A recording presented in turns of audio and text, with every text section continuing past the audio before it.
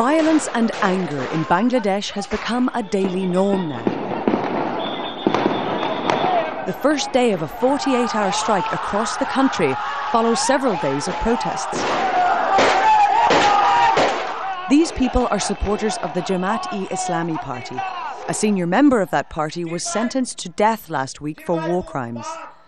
Delwar Hussain Saidi was found guilty of crimes against humanity during the country's 1971 War of Independence with Pakistan. The charges include rape and murder, all of which he and his supporters deny. Allama Saidi is a pure man. He don't have any guilty. He is totally pure. And this government is trying to kill him with his judiciary power. Riot police have been deployed in the capital Dhaka for days, and there have been deaths and many arrests during the protests. Life for most Bangladeshis is difficult. Poverty levels are high, and any interference in their daily routine makes things worse. My problem is I sell newspapers on the streets, and without customers, how am I going to make a living? It's difficult for us to get to work on time. For those of us at school and have exams, all of their classes are cancelled. This general strike is a real problem for most of us.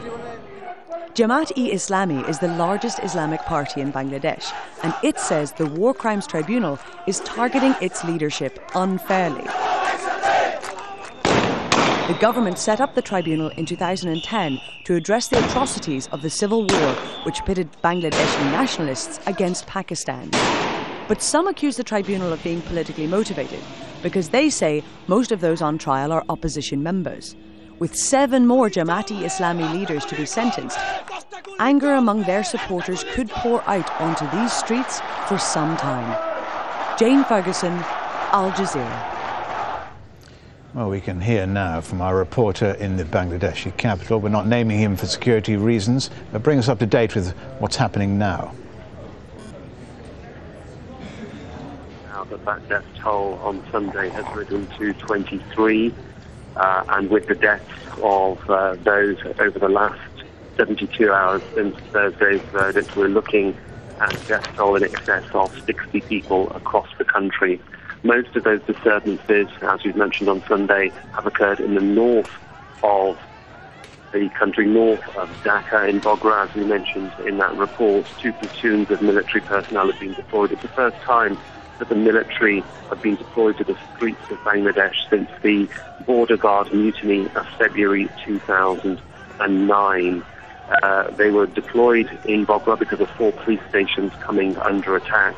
But in other areas of the country where we have reports of 4 dead, in Rajashahi, where 1 child and a woman have been killed, and the arterial road routes between Dhaka to the north and Dhaka to the south, the major city of Chittagong, have been blocked, and highways and transport routes disrupted.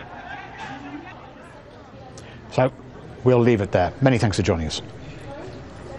These protests are rooted in a conflict of cultures that goes back decades. Back in 1947, modern Bangladesh was under Pakistani rule and was known as East Pakistan. The calls for independence grew, and in 1971, war with Pakistan broke out. What followed has been disputed by both sides, but Jamaat-e-Islami is accused of siding with Pakistan. Bangladesh's government says 3 million people were killed in a conflict lasting 9 months, many at the hands of the militia groups who wanted to remain under Pakistan. Thousands of women were raped.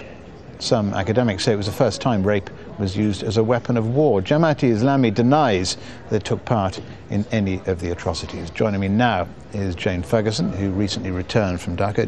Jane, tell us more about this tribunal.